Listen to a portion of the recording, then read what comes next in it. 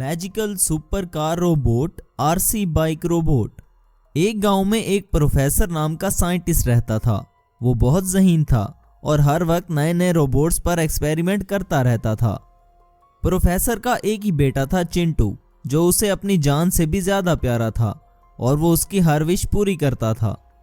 एक दिन चिंटू, पिताजी मैं भी आपके साथ न्यू लैब में आना चाहता हूँ, मैं देखना चाहता हूँ आप किस तरह से काम करते हैं। ठीक है बेटा, आज तुम मेरे साथ लैब में चलना। प्रोफेसर उसे अपने साथ लैब में लेकर जाता है।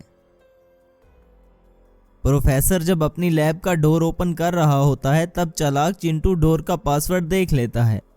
फिर वो दोनों लैब में चले जाते हैं। वहाँ मुख्तलिफ किस्म के रोबोट्स रखे होते हैं।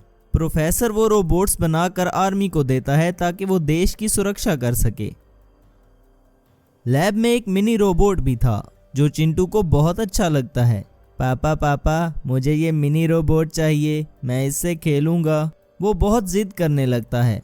ठीक है बेटा, लेकिन मैं तुम्हें छोटी चिप लगा के दूंगा ताकि ये तुम्हारे काबू में रहे। ठीक है पापा, यू आर माई बेस्ट पापा। इसके बाद प्रोफेसर चिंटू को कुछ चिप्स दिखाता है और कहता है, इन चिप्स के बिना रोबोट कुछ भी नहीं। और इस बार मैंने एक ऐसी चिप तैयार की है जिससे रोबोट इंसान की तरह सोच सकता है और हर काम कर सकता है। जिस रोबोट में ये चिप लगेगा वो सबसे पावरफुल रोबोट होगा और इसको मैं अपनी आर्मी को देने वाला हूँ ताकि देश की सुरक्षा और भी कड़ी हो सके। चिंटू अपना मिनी रोबोट लेकर घर आता है। उसका दोस्त ये देखकर, अरे बाप रे बाप, ये क्या आइटम है जो इंसान की तरह लग रहा है। तब चिंटू, तुम्हें तो पता है मेरे पापा एक साइंटिस्ट हैं, उन्होंने ही ये रोबोट बनाया है। और हाँ, मेरे पापा के पास एक ऐसा रोबोट है जो बड़ा और पावरफुल है। अरे वाह, बड़े आए, तुम्हारे पापा बस ये छोटा सा रोबोट ही बना सकते हैं और कुछ नहीं। अच्छा तो ये बात है, मेरे पास एक आइडिया है। जब रात को सब सो जाएंगे तब तुम मेरे साथ लैब में जाना, हम वो चिप ले आएंगे। लेकिन हम लैब के अंदर कैसे जाएंगे चिंटू? चिंटू नाम है मेरा, फिक्र मत करो, मेरे पास एक जादू है। तब रात को चिंटू और उसका दोस्त लैब की तरफ जाते हैं।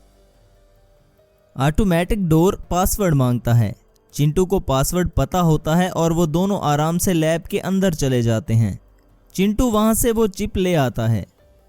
अगले दिन जब प्रोफेसर लैब जाता है तो चिप को वहां ना पाकर उसे सब समझ में आ जाता है और वो सोचता है, ये क्या कर दिया चिंटू ने, इस चिप से तो बहुत बड़ा रिएक्शन होगा, मुझे अब गांव जाना चाहिए। लेकिन तब तक देर हो चुकी होती है क्योंकि चिंटू और उसका दोस्त अपने छोटे रोबोट में वो सुपर चिप लगा चुके होते हैं। सुपर चिप लगते ही रोबोट से अजीब सी आवाज़ें आने लगती हैं और अचानक रोबोट एक बड़े से राक्षस में बदल जाता है क्योंकि जो चिप चिंटू ने एक छोटे से रोबोट में लगाई थी वो एक सुपर रोबोट की होती है और उस चिप की वजह से रिएक्शन होता है। तभी राक्षस गांव के सभी घरों को तोड़ने लगता है और जो लोग उसके सामने आते हैं उन्हें भी मारने लगता है।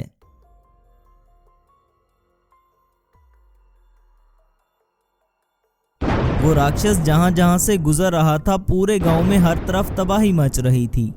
ऐसे ही तबाही मचाते हुए राक्षस जंगल की तरफ चला जाता है। राक्षस के जाने के बाद प्रोफेसर अपनी कार में गांव आता है। दरअसल वो सुपर कार कोई आम कार नहीं थी, वो एक सुपर कार रोबोट था। प्रोफेसर ने गांव की तबाही देखी तो वो बहुत परेशान हो गया।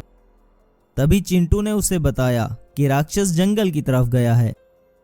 तब प्रोफेसर और चिंटू अपनी सुपर कार में जंगल जाते हैं जहां पर उन्हें राक्षस नजर आता है। तभी अचानक सुपर कार रोबोट में बदल जाती है और सुपर कार रोबोट और जंगली जानवर में लड़ाई चालू हो जाती है।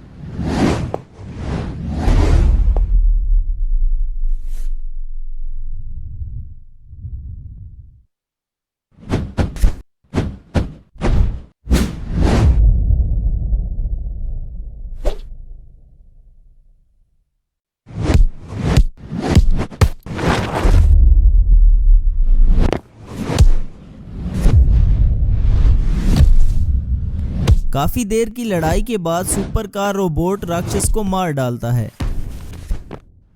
तभी प्रोफेसर अपने बेटे से, बेटा तुम कभी किसी की बातों में मत आना, वरना इसका अंजाम हमेशा बुरा होगा, और जो तुम्हारे पास है उसी में खुश रहो, वरना गड़बड़ हो जाएगी।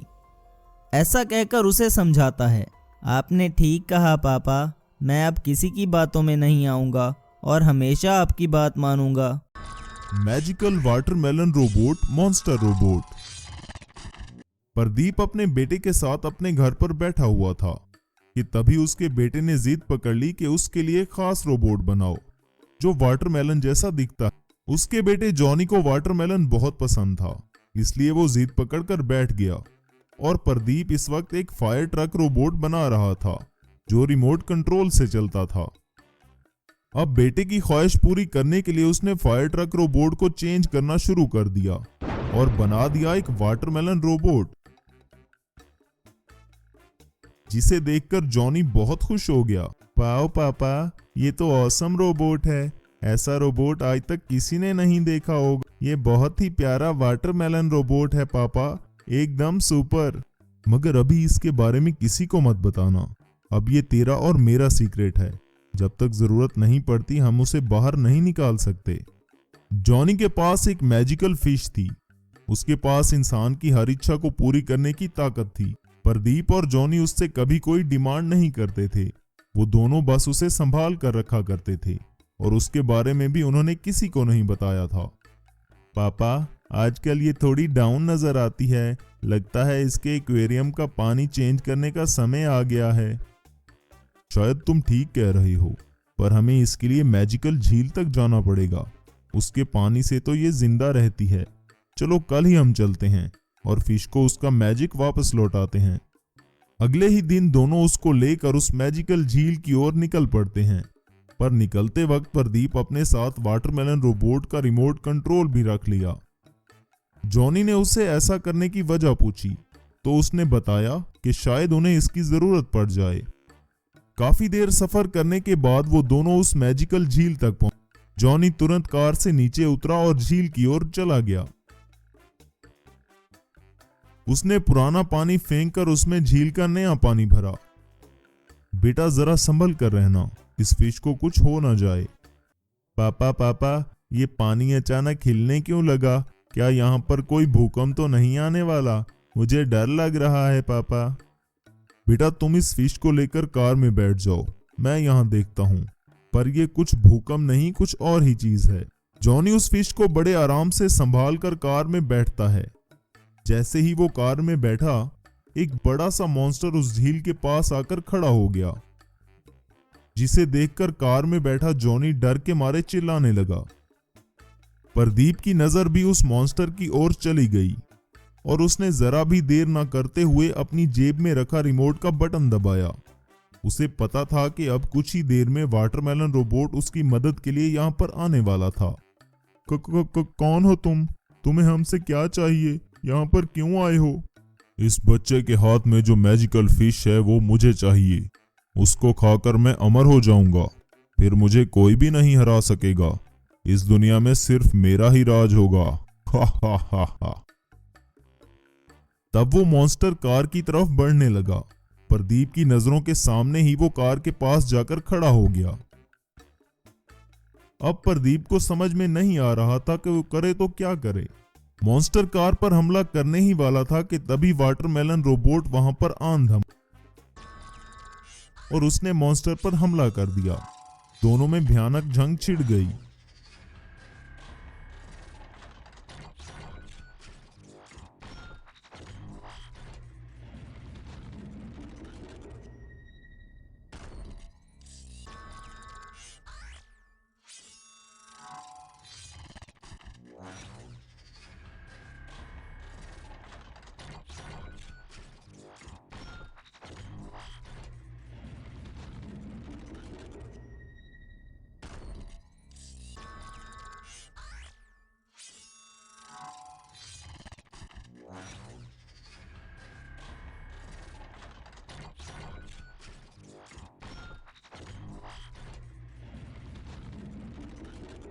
काफी देर इनमें लड़ाई होती रही। पर रोबोट मॉन्स्टर को मार ही नहीं पा रहा था। वो जो भी करता मॉन्स्टर फिर से खड़ा हो जाता। अब प्रदीप को भी समझ नहीं आ रहा था कि वो मॉन्स्टर का खात्मा कैसे करे। तभी जॉनी के हाथ में रखी फिश एकदम से चमकने लगती है और वो कहती है, जॉनी अपने पापा से कहो इस मॉन्स्टर को इस झील का पानी पिलाए। इस झील का पवित्र जादुई पानी उसके पेट में जाते ही मॉन्स्टर जलकर राख हो जाएगा। इसी के डर से तो मैं इस झील से दूर रहती थी। आज मुझे वो ढूंढता हुआ यहाँ आया है। अब जल्दी करो और अपने पापा को बताओ। तुम बोलती भी हो, ओ माय गॉड। जॉनी ने चिल्लाकर अपने पापा को उस मॉन्स्टर को मारने का आइडिया बता दिया। प्रदीप को थोड़ा अजीब, फिर भी उसने रोबोट को इंस्ट्रक्शंस दिए।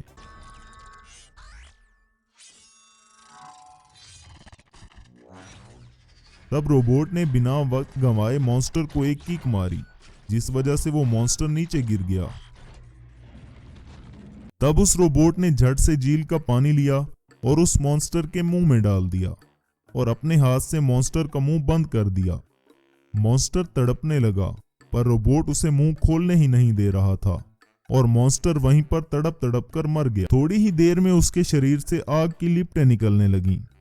प्रदीप और रोबोट उससे थोड़ा दूर होकर खड़े हो गए और मॉन्स्टर उनके सामने ही जलकर राख हो गया। वाह पापा, आपके रोबोट ने कर दिखाया।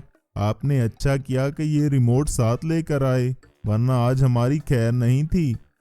पर तुम्हें ये आइडिया कैसे मिला और तुम्हें ये कैसे पता चला कि झील का पानी पीने से मॉन्स्टर मर जाएगा? मुझे ये सब कुछ मैजिकल फिश ने बताया पापा, तभी तो मुझे पता चला।